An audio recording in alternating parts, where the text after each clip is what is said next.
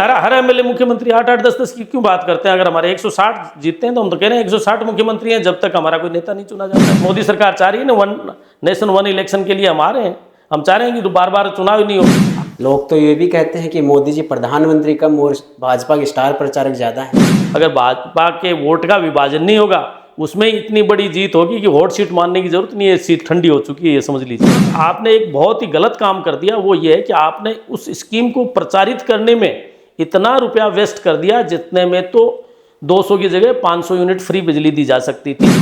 लक्ष्मणगढ़ में 60% voter BJP के हैं, 40% वोटर्स अदर्स हैं, जिसमें आप मान के चलिए 28-29% होंगे, 26% होंगे कांग्रेस के हैं, जिसके आधार पे वो जीतते आ रहे हैं। क्या लगता है डोटासरा के सामने भाजपा सेंध मार पाएगी? जो है मैरिया जी भाजपा के साथ थे, भाजपा के साथ ही हैं। लक्ष्मण की जोड़ी या कुछ भी कहना, ये तो चुनावी उस समय हो सकता है कोई छोटा मोटा जुमला रहा हो। आप बिजली का बिल देख लीजिए, कुछ दिनों से जब से 100 यूनिट फ्री देने की बात आई है, आप देख लीजिए हर घर का बिजली का बिल बढ़ गया है। ये सुर्खियां हैं कि सीकर विधानसभा क्षेत्र से भाजपा पे दांव खेल सकती है, क्या लगता है? आप अननेसेसरी ये कहना चाह रहे थे साहब हम तो इमरजेंसी ले आए, आप देखिए आप जबरदस्ती ट्रीटमेंट करिए।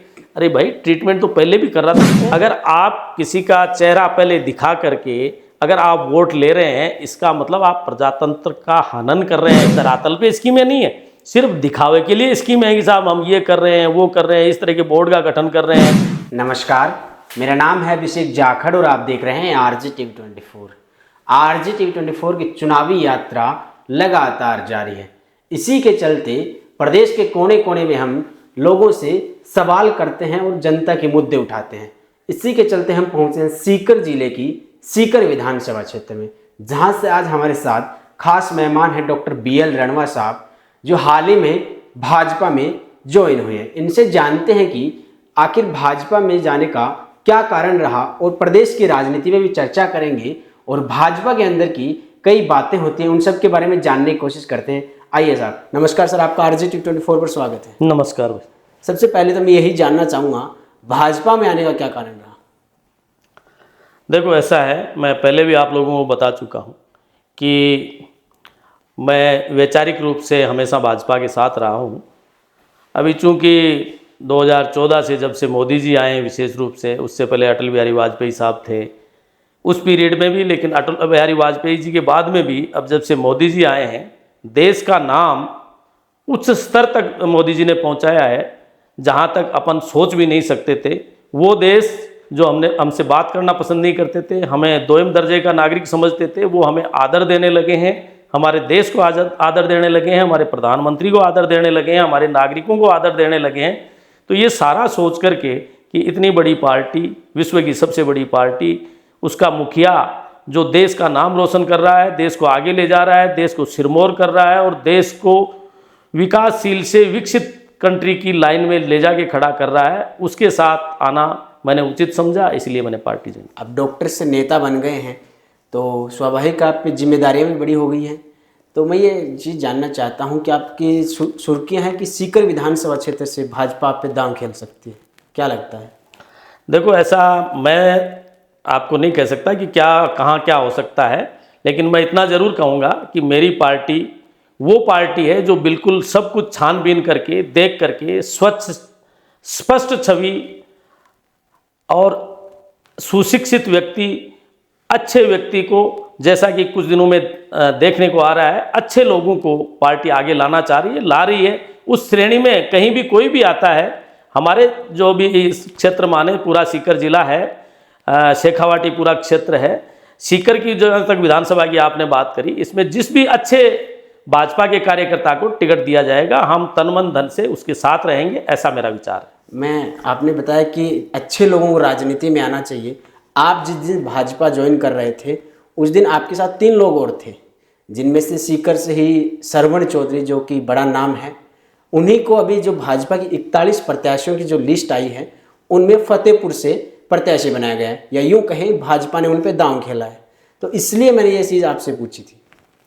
देखो, पार्टी ज्वाइन करने का हमेशा मतलब ये नहीं रहता है कि वो हमेशा एमएलए, एमपी या किसी तरह की टिकट पाएगा। मेरा जो पार्टी ज्वाइन करने का मेन उद्देश्य वही है कि इस क्षेत्र में बल्कि पूरे राजस्थान में मैं जहाँ तक कोशिश कर सकता हूँ, जहाँ मेरे कनेक्शन हैं, जहाँ मेरे विचारधारा के लोग हैं, उनके साथ पार्टी को ऊपर उठाने का मेरा मेन मकसद है। मेरा एक मकसद सिर्फ कोई चुनाव नहीं है, मैं कोई चुनाव को लेकर नहीं आया हूँ। फिर भी पार्टी जहाँ जो भी हमें जिम्मेवारी सौंपेगी उस जिम्मेदारी के साथ रहेंगे। पार्टी जो जिम्मेदारी देगी, जिम्मेदारी की बात करें तो सीकर विधानसभा क्षेत्र में 8 सीटें आती हैं, जहां पर बात करें फतेहपुर और लक्ष्मणगढ़ और दांतारामगढ़, तीनों जगह पर भाजपा ने कैंडिडेट उतार दिए हैं। लक्ष्मणगढ़ सबसे बड़ी हॉट सीट मानी जा रही है प्रदेश में, सीकर जिले में ही ना कि अपितु पूरे राजस्थान में। प्रदेश की नज़र है, केंद्र की नज़र है। क्या लगता है डोटासरा के सामने भाजपा सेंध मार पाएगी? नहीं, सेंध मारने का सवाल ही नहीं है। मैं आपको बता दूं, हमेशा देख लीजिए, लक्ष्मणगढ़ में 60% वोटर बीजेपी के हैं, 40% वोटर्स अदर्स हैं, जिसमें आप मान के चलिए 28-29% होंगे, 26% होंगे कांग्रेस के हैं, जिसके आधार पे वो जीतते आ रहे हैं। हर बार भाजपा के वोट का विभाजन हुआ है। इस बार वोट का विभाजन हमने रोकने की कोशिश की है और 100% रुकेगा। अगर भाजपा के वोट का विभाजन नहीं होगा, उसमें इतनी बड़ी जीत होगी कि हॉट सीट मानने की जरूरत नहीं है, सीट ठंडी हो चुकी है, ये समझ लीजिए आप। आपने कहा 60% वोट भाजपा के हैं, तो लगातार 3 बार डोटासरा जी कैसे जीत जाते हैं? आपको बताया ना, वोटों का विभाजन हो गया। फॉर एग्जाम्पल के लिए यही समझिए कि जिस समय जो मरिया जी खड़े हुए थे, उस समय जो हमारे साथ हैं दिनेश जी जोशी, वो अलग से खड़े होकर कुछ वोटों का विभाजन कर लिया। पीछे भी इसी तरह वोटों का विभाजन होता रहा है, त्रिकोणीय संघर्ष बनता रहा है, उसकी वजह से ही ये हुआ है।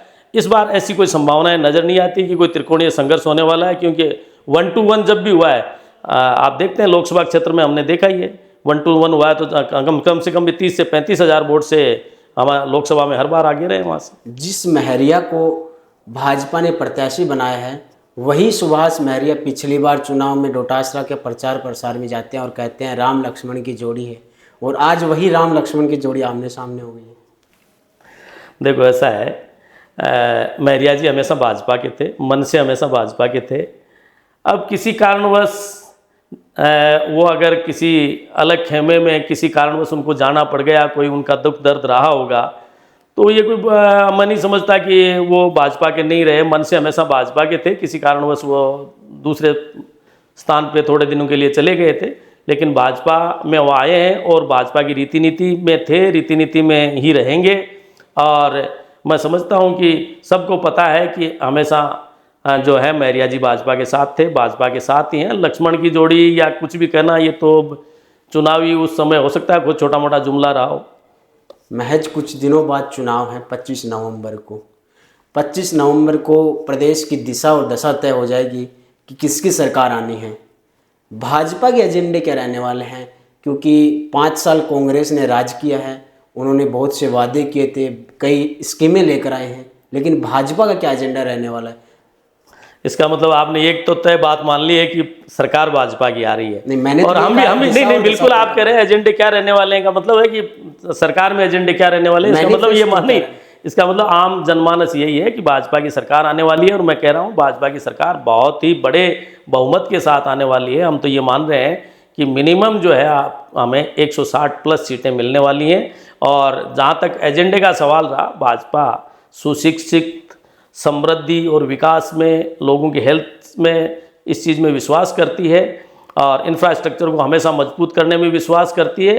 इंफ्रास्ट्रक्चर मजबूत होगा, देश विकसित होगा, देश विकसित होगा, नागरिक विकसित होंगे, तो विकास के जो मुद्दे हैं वही हावी रहेंगे। जहाँ तक आपने बात की स्कीमों की, ऐसी स्कीम्स जैसा कि मोदी जी भी कह चुके हैं, ऐसी स्कीम जो जनहित की हैं, उन स्कीमों को कहीं कभी बंद किसी पार्टी ने बंद नहीं किया, हमारी पार्टी ने कभी भी कहीं भी बंद नहीं किया है। अगर ऐसी स्कीम कोई लगेगी तो बिल्कुल जारी रहेगी। आप मानते हैं कि गहलोत की जो स्कीम है वो लाभान्वित है? देखो, मैं पहले भी कह चुका हूँ कि लाभान्वित होना नहीं होना तो अलग बात है।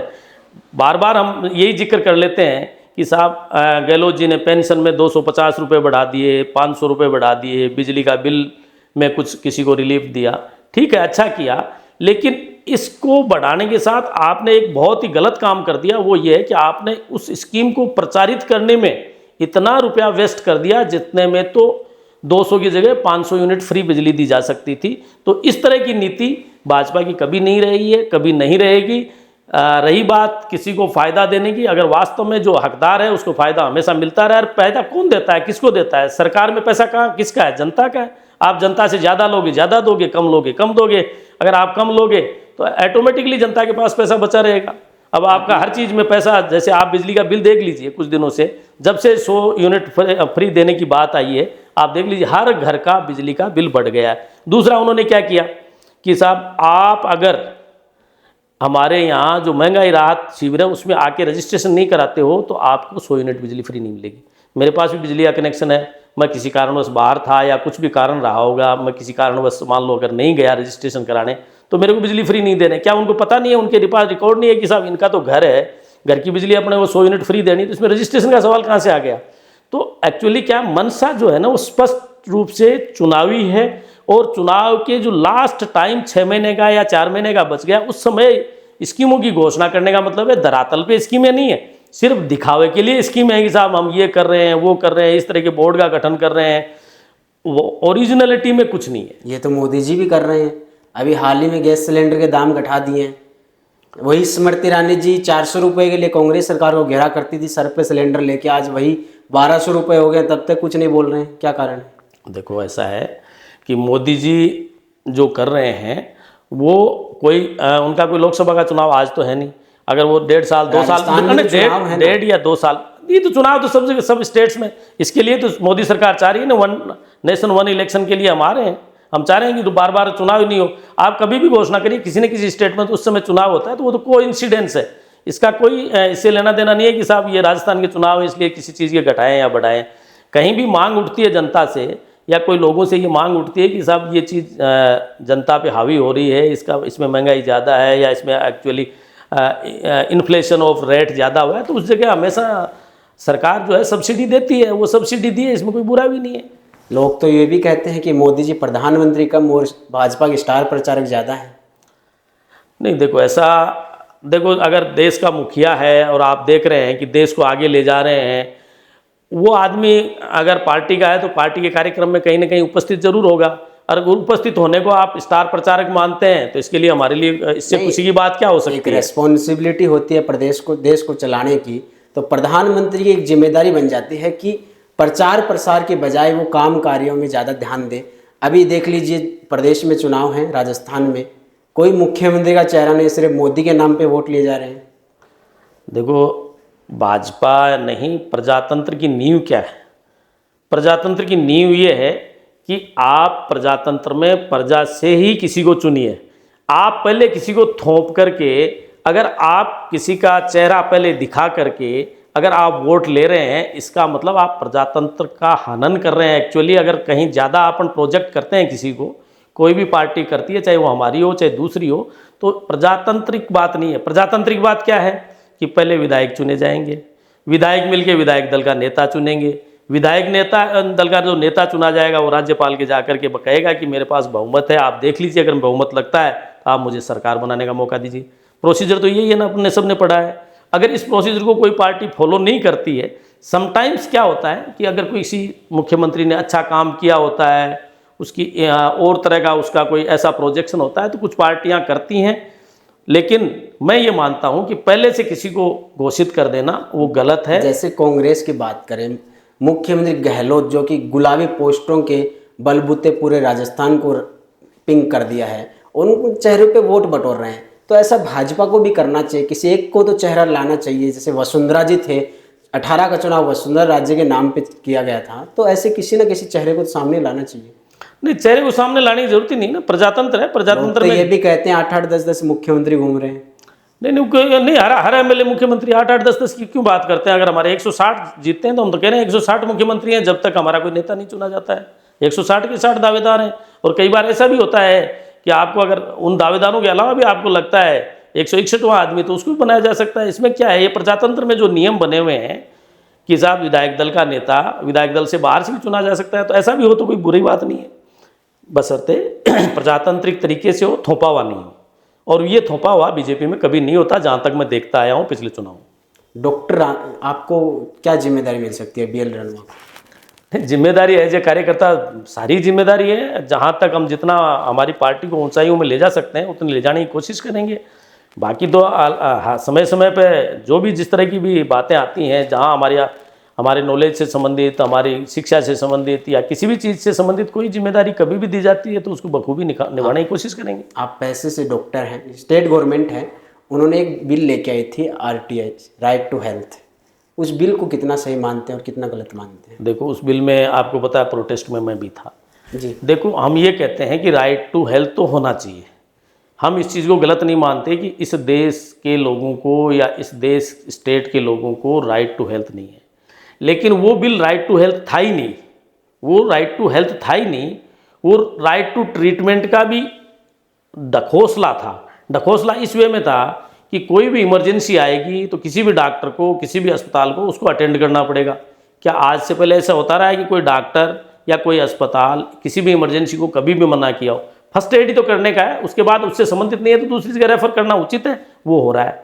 ये चीज़ प्रचारित करके ये डॉक्टर और मरीज का जो आपका बीच का जो भी रिश्ता है, उस रिश्ते को, मरीज और डॉक्टर के बीच में एक बहुत बड़ा रिश्ता है, बहुत बड़ा एक है, एक दूसरे का समझिए कि क्या है, आप मानते हैं कि एक दूसरे पे विश्वास जो है वो विश्वास को खराब करने वाली चीज़ आ रही थी।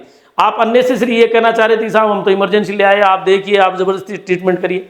अरे भाई, ट्रीटमेंट तो पहले भी कर रहा था। कौन डॉक्टर पूरे राजस्थान में आज तक नहीं देखा, पूरे इंडिया में आज तक नहीं देखा कि किसी डॉक्टर ने ये कह दिया। इवन हम लोग तो हवाई जहाज इत्यादि में होते हैं, वहाँ कॉल आती है, कई बार कोई कोलैप्स हो जाता है कि कोई डॉक्टर है तो आइए निःशुल्क इलाज करते हैं ना। ये तो हमारी मॉरल ड्यूटी है, हमारी इथिक्स में है, इसमें दिखाने की और प्रेजेंट करने की और इसको नियम बनाने की क्या आवश्यकता है? क्योंकि इसको जैसे ही नियम बनाया जाता है तो कुछ हमारे असामाजिक तत्व जो सब जगह मौजूद होते हैं वो उसका गलत उपयोग कर सकते थे, इसलिए हमने उसका विरोध किया। अदरवाइज तो राइट टू हेल्थ तो है ही हमेशा से, जब से भारत आज़ाद हुआ है राइट टू हेल्थ है ही, राइट टू एजुकेशन भी है, राइट टू हेल्थ भी है। आप 40 साल तक पैसे से डॉक्टर रहे हैं, समाज सेवा की आपने, अब आप राजनीति में आ गए हैं, तो ये चीज़ जानना चाहता हूँ कि अब आगे का आपका सीकर विधानसभा क्षेत्र को लेकर क्या एजेंडा रहने वाला है? देखो, विधानसभा में मैंने बटा था पहले, ना आज बटा हूँ। क्या आपने पहले एक सीकर के अंदर तिरंगा यात्रा निकाली थी और फिर जब भाजपा की परिवर्तन यात्रा आ रही थी तो आपने कहा था परिवर्तन का समर्थन, तो लोग तो यही अंदेशा लगाते हैं कि डॉक्टर चुनाव लड़ने वाले हैं, मैदान में आ गए हैं, तो इसलिए मैंने ये पूछा। नहीं, आपका क्वेश्चन आपकी जगह सही हो सकता है, लेकिन मेरा कहने का अर्थ ये है कि मैं कोई सीकर विधानसभा या लक्ष्मणगढ़ विधानसभा या किसी विधानसभा में बटा हुआ व्यक्ति नहीं हूँ। मैं राजस्थान के नहीं, भारत के उन सब लोगों का व्यक्ति हूँ। मैंने जब भी जिसका भी इलाज किया, कभी नहीं पूछा तुम बिहार से आए हो, तुम बंगाल से आए हो, या तुम सीकर जिले के हो, चूरू जिले के हो, लक्ष्मणगढ़ जिले के हो, या तुम फलां धर्म के हो, फलां जाति के हो। जिस तरह से मैंने डॉक्टरी पैसे में रहते हुए लोगों को मेरी सेवाएं चाहे निःशुल्क चाहे सशुल्क दी हैं, लेकिन कभी भी किसी को डिफ्रेंशिएट नहीं किया। जिसने फीस दी उसको भी वही इलाज लिखा, जिसने फीस नहीं दी उसको भी वही इलाज लिखा, उसी अंतर्मन से इलाज लिखा।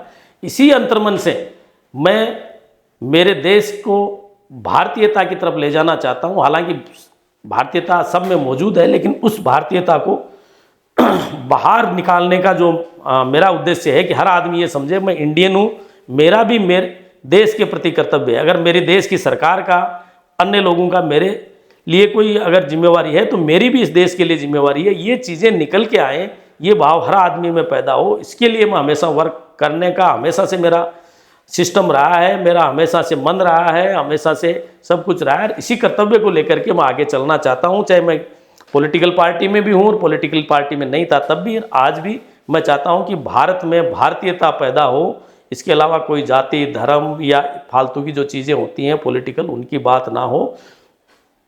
आपने कहा जाति और धर्म की बात ना हो, लेकिन अक्सर देखते हैं जब चुनाव आते हैं तो जाति, धर्म, समुदाय सब में बंट जाते हैं। हिंदू, मुस्लिम, जाट, सिख, ईसाई, इन सब में बांट दिया जाता है राजनेताओं के द्वारा। क्या लगता है, तो आप भी उस जंजाल में फंस गए हैं? नहीं, ऐसा कुछ नहीं है। हर कोई नहीं बांटता है। कुछ राजनेता या कुछ राजनीतिक पार्टियां हो सकती हैं जो इसका मिसयूज कर रही हैं। बाकी क्या आप समझिए, कोई भी विधानसभा क्षेत्र किसी एक जाति के बल पे, एक धर्म के बल पे या एक किसी समुदाय के बल पे नहीं जीता जा सकता।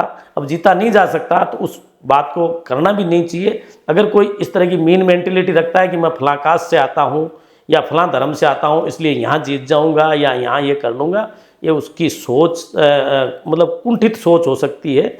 एक्चुअल में आप देखिए, एक्चुअल में वही होता है। अगर जिसको 36 कौम का समझिए या जो भी वर्ड अपन बोलना चाहें, सब लोगों का सहयोग नहीं होता, वो कभी भी किसी विधानसभा या लोकसभा में नहीं जाता है। जी, आखिरी सवाल, आप हमारे चैनल के माध्यम से राजस्थान की जनता को क्या कहना चाहेंगे?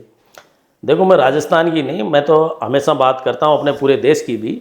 मैं ये कहना चाहूँगा, अभी राजस्थान की बात है तो मैं अपील नहीं करता हूँ, मैं ये कहना चाहता हूँ सीधे मन से कि एक तो ये जो वोट का जो हमारा एक त्यौहार आ रहा है 25 नवंबर का, इसको अपने को एक उत्सव के रूप में मनाना है और अच्छी पार्टी जो देश को आगे ले जा सकती है, अपने स्टेट को आगे ले जा सकती है, अपना विकास कर सकती है, आपको मन से लगता है कि ये आदमी और ये पार्टी मेरे लिए अच्छी है, स्वतंत्र होकर के अपने मताधिकार का प्रयोग करना है।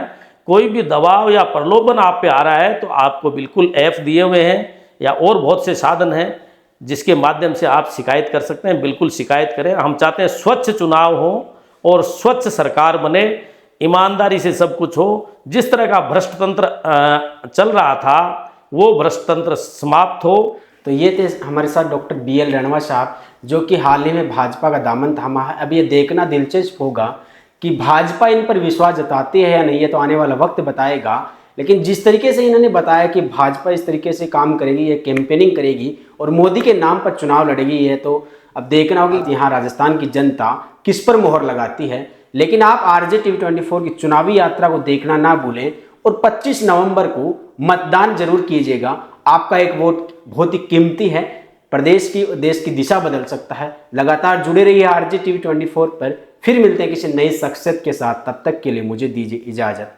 नमस्कार।